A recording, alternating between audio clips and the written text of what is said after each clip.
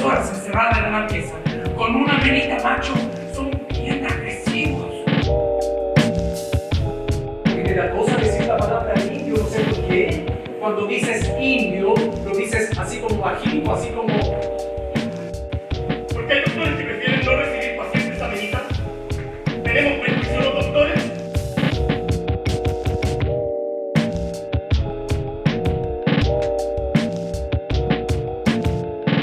Bueno, personalmente estoy muy contenta de que me hayan invitado a moderar este segundo conversatorio, celebrando los 10 años de la compañía Bonobo.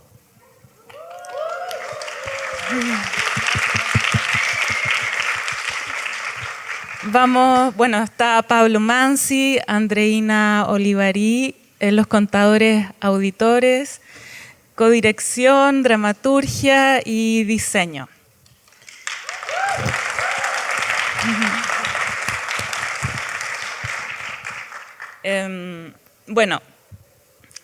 La idea principal es que ustedes ahora comenten, hagan preguntas. ¿Lore? La Dani va a estar con el micrófono y puede acercarse hacia ustedes. A lo mejor decir que ha sido súper interesante participar como espectadora siempre de las obras de la compañía Bonobo, donde trabajan de manera muy profunda, el tema de la barbarie, ¿verdad? Y la construcción del enemigo y la violencia en democracia. Entonces a lo mejor podríamos hablar un poquito de eso, ¿no? Si alguien quiere comentar o hacer preguntas, parece que hay una mano por ahí. ¿Acá?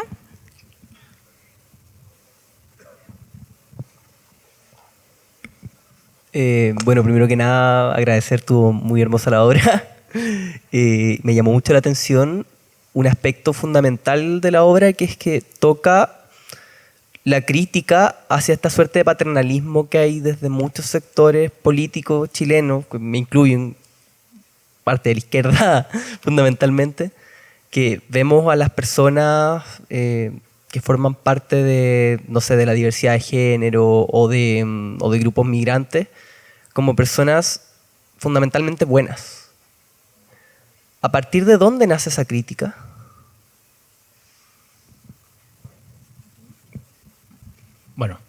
Hola, muchas gracias por estar acá. Le damos las gracias a la Andrea también, que es una directora que admiramos mucho con la compañía, así que muchas gracias. Da para largo la respuesta, creo yo, pero al menos en esta obra había un interés, porque en las 3 obras hemos tratado un poco ese como proceso de... que en el fondo es como que se va moviendo, pero que tiene como base la idea del buen salvaje, en el fondo. Es como una idealización del grupo que considero que está abajo mío como ciudadano, ¿cierto? Y eso genera una idealización, una proyección de miedos, temores. Y en este caso en particular era como la idea de la otredad acá cumplía la función de control. En el fondo, entre yo puedo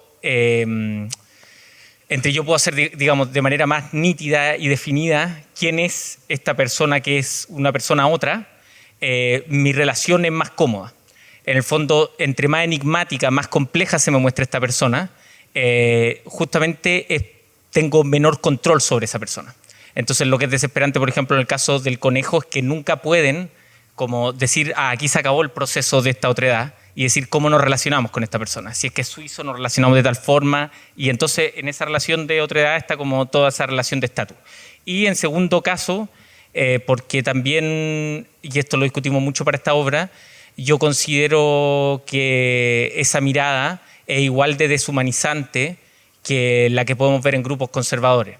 O sea, cuando tú le estás exigiendo a ciertos grupos responder a esas expectativas, probablemente esté haciendo la misma mirada, no solamente condescendiente, sino deshumanizante, en donde no le permite a un grupo reaccionar de forma que a ti no te parezcan, digamos. Entonces ahí hay una cosa que es bien curiosa, digamos, que es como los grupos que son excluidos tienen que cumplir con esta labor de pureza y de bondad, mientras que decimos, pero las personas que estamos en el centro podemos ser corruptas, mentirosas, todo.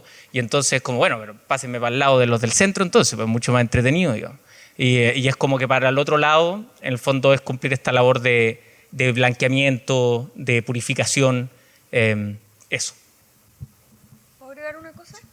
Que, bueno, esta obra tiene, cuando estábamos creándola, recuerdo muy bien que estábamos como en todo ese proceso en que Bolsonaro apareció como presidente, en Estados Unidos, bueno, se me olvidó el nombre. Trump, todo ese proceso. Y también justo nosotros veníamos de donde viven los bárbaros, entendiendo, tratando de estudiar y entender los procesos en que uno construye, cómo construye la otredad, cómo se construye un enemigo, lo desconocido, bla, bla, bla.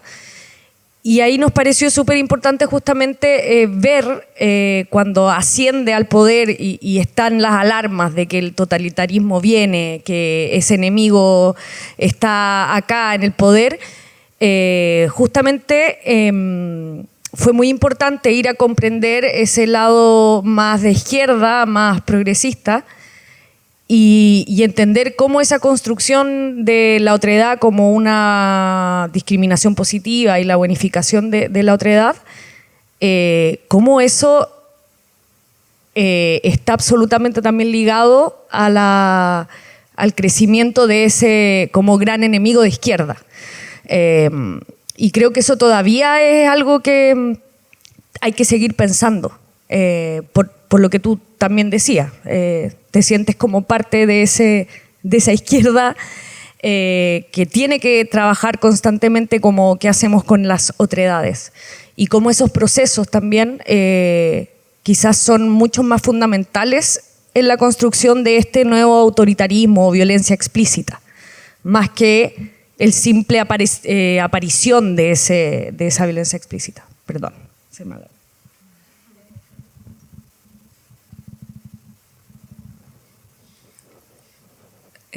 Allá, Dani.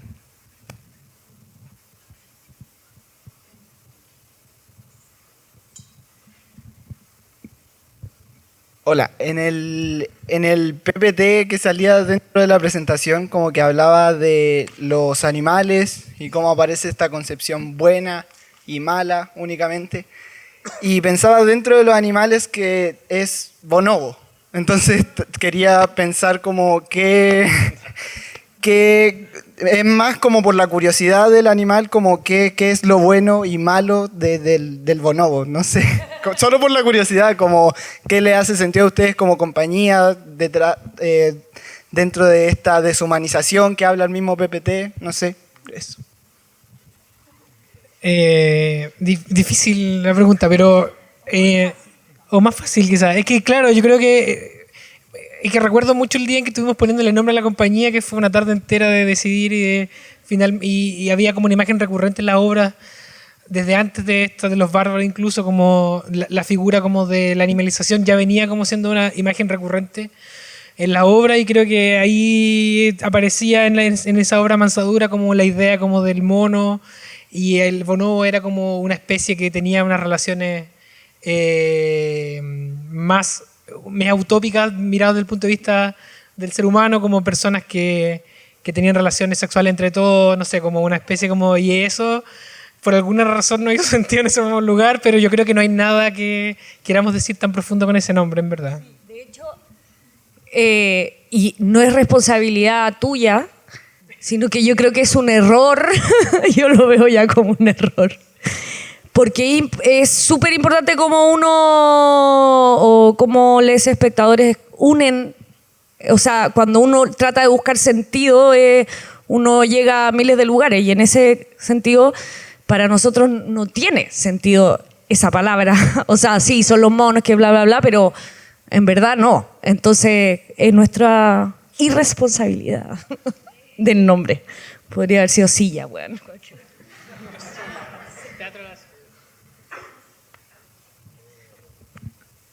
Sí, es que allá hay una persona y acá y acá. Ahí hay tres. Entonces podríamos empezar así, o sea, seguir ese ritmo. Hola, me encantó la obra, es el primer trabajo que veo de la compañía y bueno, felicitaciones. Mi reflexión es sobre el tema del tajo, que me llama mucho la atención, intuyo algo, creo que puedo estar profundamente equivocado, pero lo voy a compartir de todos modos para saber como la visión de ustedes. Tiene que ver con la empatía, con llegar a un lugar más adentro, abrirse, desgarrarse de alguna forma que nos permita ser desde un lugar más profundo, tal vez honesto y menos discriminador. O sea, yo creo que está relacionado con eso sí o sí. Pero yo diría, o sea, yo lo asocio mucho a la idea de mostrar los antagonismos. Hay una especie como de cosa fundacional en la cultura mexicana que es el concepto de rajarse, que en el fondo dicen como que hay una cosa que es muy fundacional en el país, que es rajarse era que tú le mostrabas a la persona que estaba en la autoridad, tú le mostrabas como quién eras.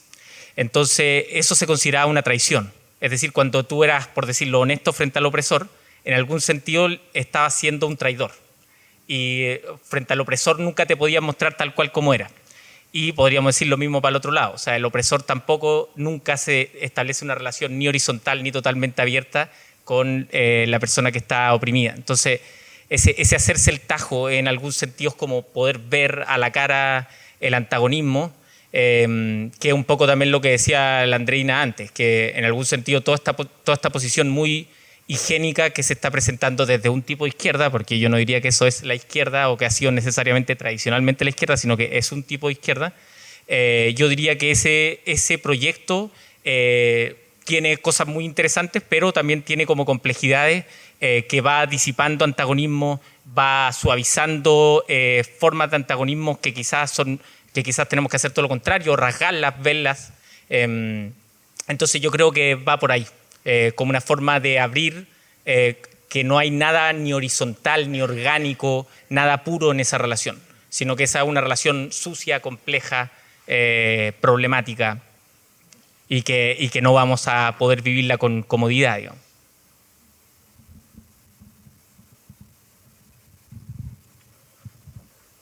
Por acá adelante había... Sí, habían... Allá atrás. Y luego acá.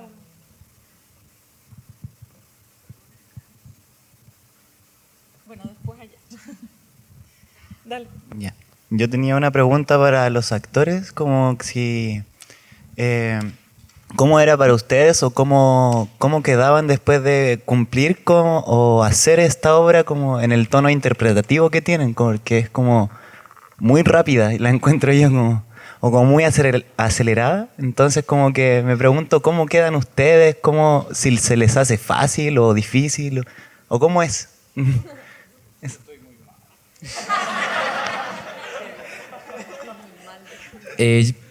Bueno, personalmente creo que la resaca más grande tiene que ver como con la tensión interna. Hay algo que nos piden mucho los directores, es que se mantenga la tensión y la incomodidad en cuerpos más quietos.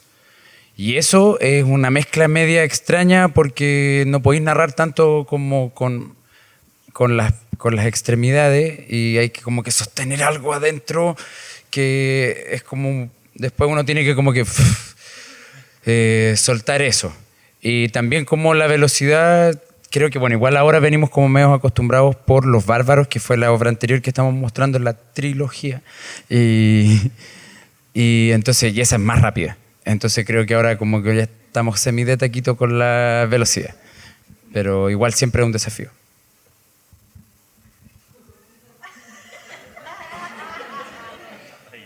El otro desafío. No, pero también dentro de la velocidad y de lo técnico que es, como intentar vivir las situaciones y las emociones, también se vuelve algo difícil de abordar. Ahora que lo pensé, que creo que también tiene una cosa como con el humor, que es una cuestión que decimos nosotros como el chiste para adentro, que es como, en el fondo, para nosotros todo está en una situación muy trágica. Y contener eso yo también creo que es un desafío complejo. O sea, como que pareciera que está todo el mundo riéndose, menos nosotros. Y eso yo creo que es como súper desafiante, la verdad. Gracias. No, y ella no, ya no. Ah, acá mira, acá hay otra persona.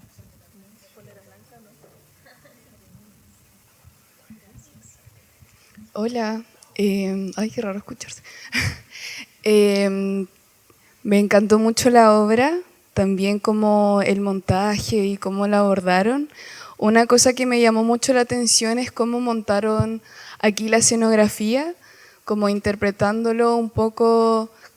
Veo como mucho cuadrado, como mucha rigidez, tanto en la alfombra, que también como tiene estos colores que igual tenía el kimono como de este indio, y también el mantel, que también este como tableado como muy perfecto, como muy de el bien hecho, y también las luces, como que me gustaría ver un poco más el trasfondo de eso.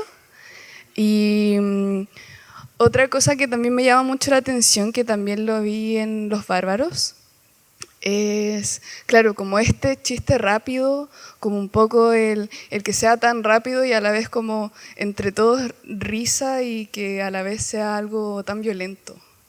Como desde qué viene eso de que sea, jaja, como violaron a una persona, no sé, como me llama mucho la atención eso y cómo lo abordan también los actores, como que sea como para la chacota, así, no sé, eso.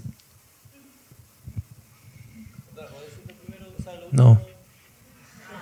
Digo, no, de lo último que estabas diciendo, era creo que justamente lo que estaba tratando de decir, que parece que hay una risa entre todos nosotros que es como, no sé, incómoda o...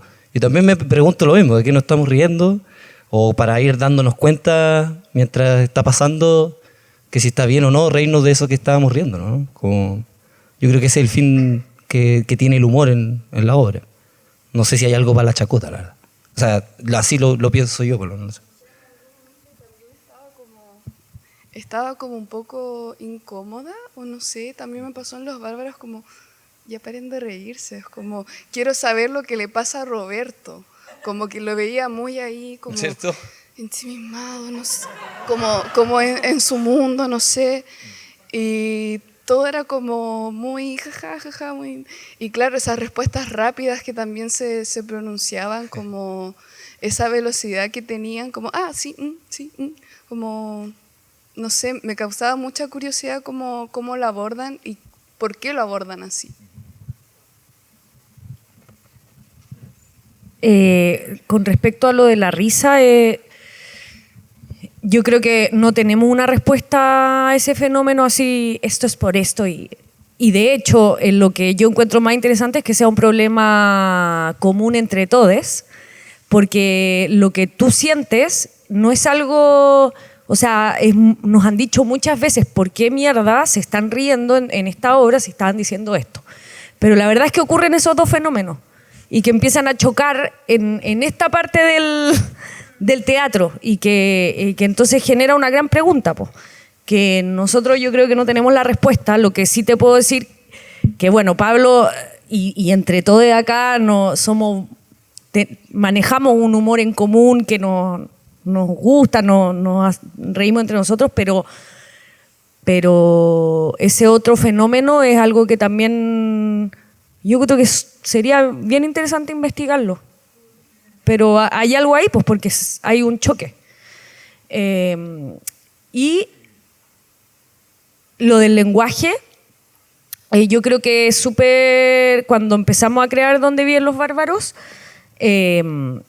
nos pareció interesante con el Pablo empezar a buscar un lenguaje, un estilo de lenguaje que un poco nos permitiera poder construir una obra en donde pudiésemos encontrar nuestras propias lógicas y no tener que dar coherencia ni sentido a cosas que uno busca en obras con estéticas más realistas, por ejemplo.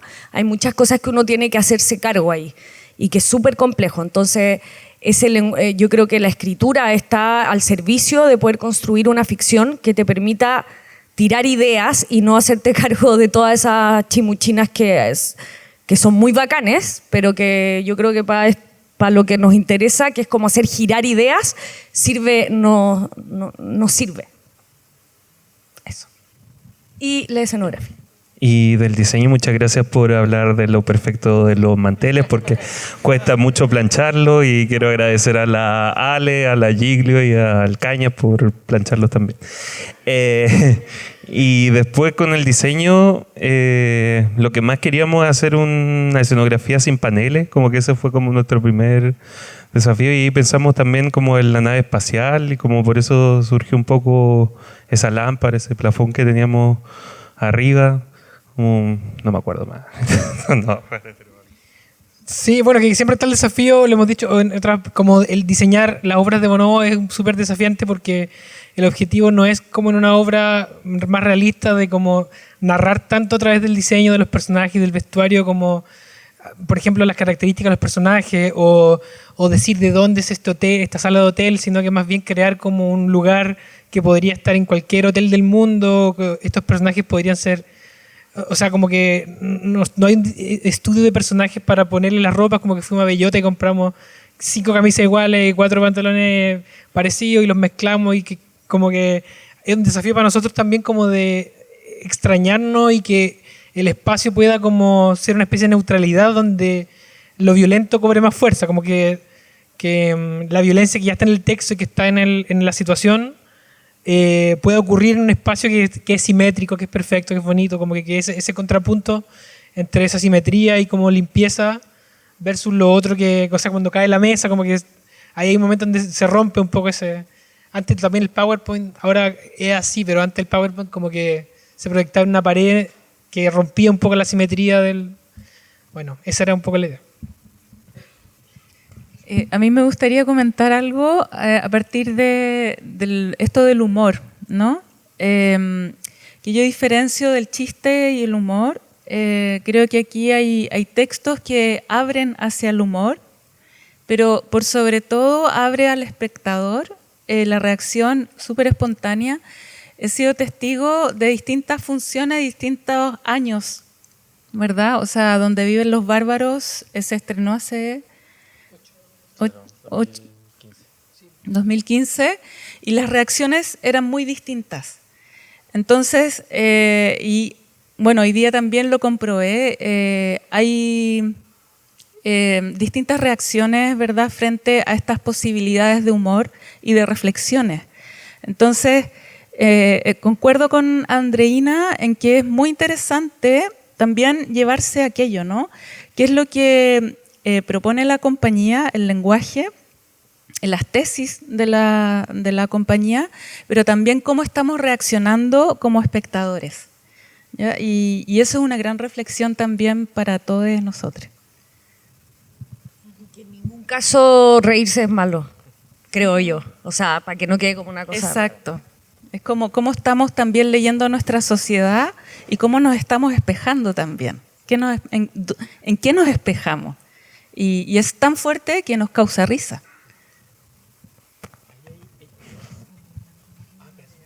Y hay una persona allá.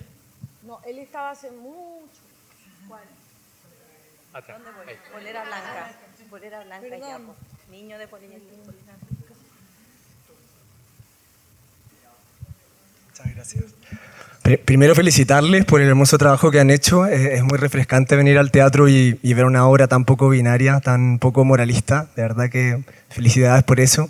Y tengo una pregunta en verdad muy nerd, porque me pareció muy curioso cómo problematizaron temas tan delicados de problematizar. Entonces, solamente por curiosidad preguntarles qué autoras o qué autores leyeron para escribir el texto. Eso. Pucha, no, sabéis que esto lo hemos hablado varias veces, pero igual, claro, hay como, o sea, hay gente como, claro, que podríamos mencionar, hay un antropólogo que se llama Roger Bartra, hay una persona que es la Rosana Reguillo, pero creo que a veces son videos, a veces nos mandamos una cosa a YouTube, una noticia, sí, verdad, sí, habían unos experimentos sociales que nos mostraron para esta obra, que fueron re interesantes, que eran justamente ejercicios sobre sobre racismo. Y había uno en particular que nos habían mostrado que era muy interesante, que era de distintas personas negras que las sentaban frente a personas blancas y les preguntaban con quién esto era en Estados Unidos, y les preguntaban con qué personas se habían sentido más cómodas, y en eso un poco se basó el prefacio, y gran parte decía sentirse más cómoda justamente con personas que eran más conservadoras o abiertamente racistas, y que decían que, y les medían las pulsaciones, el sudor, y en personas que eran como liberales y demócratas, como que el sudor, las pulsaciones se aceleraban, el miedo a decir una palabra que no podían decir, y básicamente eso también iba como rompiendo y generando, como decíamos aquí en la obra, otra forma de querer controlar la situación. O sea, otra cosa que nos mostraba que una vez más no había nada horizontal ahí, no había nada orgánico, sino que en los dos casos también están todas estas proyecciones o del buen salvaje o del bárbaro, digamos, la visión más conservadora.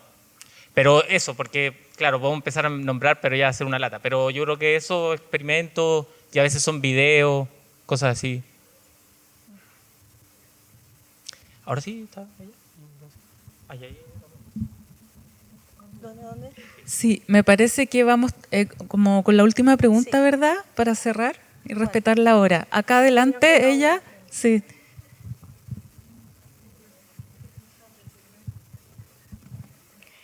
Hola, muchas gracias, me disfruto mucho sus obras, me gusta mucho cómo trabajan. Quería saber un poco cómo son sus procesos creativos, cómo construyen la obra desde un lugar no común, como no cayendo en ese lugar común, y también variando mucho en cada momento la intensidad, como entre la ira, la pasión, y cómo logran también los actores humanizar a los personajes, que creo que es un desafío súper grande. Porque, por ejemplo, tu personaje mató a un taxista y cuando te vemos acá, yo creo que logramos como suéltenlo, pero mató a alguien. Como creo que esa contradicción de poder lograrla es súper complejo como actor, poder lograr que el público se compadezca un poco de ti, aún sabiendo lo que hiciste. Creo que eso es, al menos a mí me parece súper complejo. Me cuesta hacerlo cuando lo intento en clases. Y también me gusta cómo trabajan esto como ominoso de algo que se oculta y de repente explota y todo gira. Como que cambia de la trama. Eso. Creo que no se crean personajes en esta. No es la tarea principal. Hay personajes que empiezan a aparecer luego. Pero que creo que más bien el público es el que completa ese personaje. Más bien tenemos un juego de roles en donde lo que va apareciendo o la labor que tenemos escena por escena es hacer girar ideas y a generar una discusión a través de distintos roles. Entonces hay alguno que a veces es el sentido común, el otro es el que desafía, y esos pueden ir cambiando de actor y de personaje, ¿cachai? Y eso en su totalidad va generando como una sensación de personaje, pero lo que decía la Andreina antes, como en relación a que no nos hacemos cargo de un realismo o de una lógica psicológica dentro de los roles, y eso también empieza a abrir el campo como interpretativo a un lugar mucho menos moral, sin arcos dramáticos o sea, arcos psicológicos entre texto y texto, sin pausa psicológica. En el fondo lo que va generando es una articulación de un pensamiento y un giro de estos pensamientos. Y eso permite una contradicción, eso permite como un lugar no moral, y también permite como, creo, una empatía súper extraña, que no va como desde la personalidad o la particularidad de un personaje, sino va desde la lógica que está usando. Como que evitamos que ustedes, los espectadores, digan como, mira él, ojalá que le vaya bien porque él es como tierno, sino que lo que queremos es que vayan escuchando las ideas que van diciendo los personajes y vayan girando juntos tanto espectador como personaje. Por eso yo creo que, por lo menos para esta obra, fue muy evidente cuando veíamos experimentos de psicología social, ¿cuál era la palabra? Eran como si es poner situaciones bajo una lógica social, más allá de tu psicología emocional, personal. Cuando tú haces un experimento social es indudablemente uno que están muy cuestionados también, pero indudablemente ocurre una situación en donde se ponen sujetos sociales dentro de un marco y en esos momentos en que esos sujetos se ponen al límite a partir de situaciones y en ese ponerte al límite aparecen. Entonces, esas cosas que uno se queda pegado viendo esos videos de experimentos sociales como que te graban de un supermercado de arriba y ponen justo, no sé, algo que puede incomodar socialmente a estas personas y uno ve las reacciones y siempre, casi siempre, las reacciones son insospechadas. Que entonces se rompe esa lógica social que nosotros tenemos que llevar adelante día a día como sociedad, pero en esas situaciones se rompen y ahí aparecen estas cosas como tú decís, lo veo llorar, mató a una persona, lo veo llorar, mató a una persona. Está ahí en un mini experimento también, porque tampoco creo que tengas la conclusión de eso. Yo no la tendría. Eso. Bueno, nos despedimos. Muchas gracias.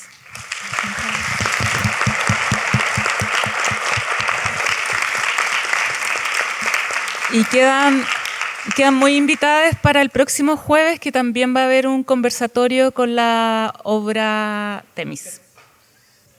Gracias.